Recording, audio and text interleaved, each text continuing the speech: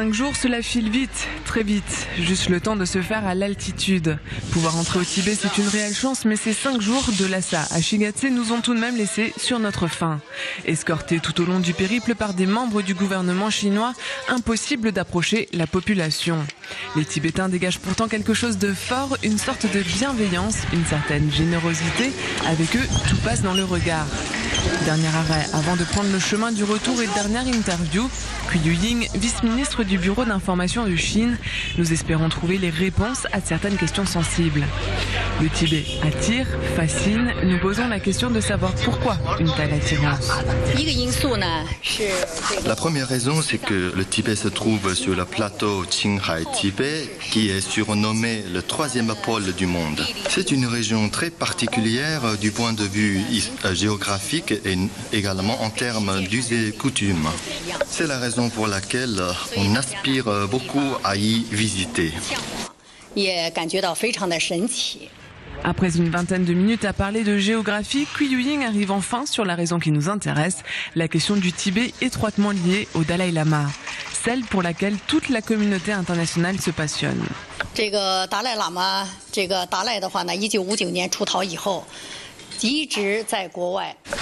Le Dalai Lama s'est enfui en 1959 et depuis ce moment-là, il a sans cesse lutté contre l'unification ou bien l'unité de la Chine et pour la soi-disant l'indépendance du Tibet.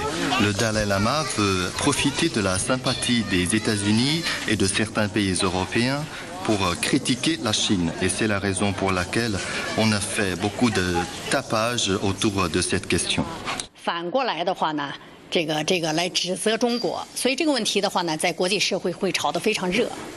Selon la vice-ministre, la communauté internationale est ralliée à la cause du Dalai Lama.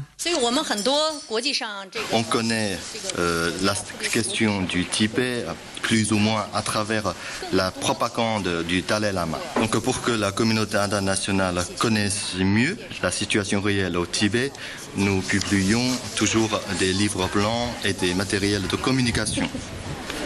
Mais il y a là un phénomène très bizarre dans la communauté internationale, c'est que quelles que soient les choses que nous, la Chine, présente à l'étranger, certains étrangers refusent toujours de l'écouter. Du matériel de communication trop lisse pour les médias et la communauté internationale. La Chine dépeint en effet un tableau trop parfait de la situation au Tibet. Les chiffres communiqués sont d'ailleurs tous des chiffres très positifs, opposés aux chiffres de 1959 au départ du Dalai Lama. 2% de taux de scolarisation, une espérance de vie de 35 ans contre 67 aujourd'hui. Tibétaine, la maman de la vice-ministre a connu le glissement entre les deux systèmes. Mais dans son histoire aussi, Cui Yuying se cantonne à l'essentiel. Elle a un certain niveau d'éducation, mais c'est après 1959.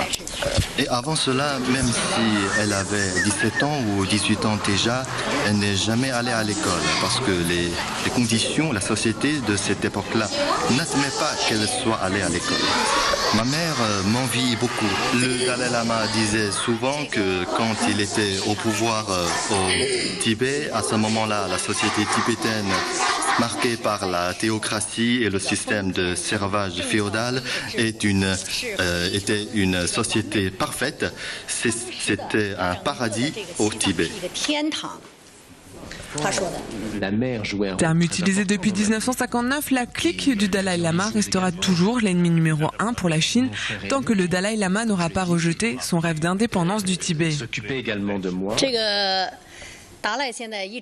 La Chine a réitéré à maintes reprises qu'il n'est pas question d'accepter ce genre d'indépendance.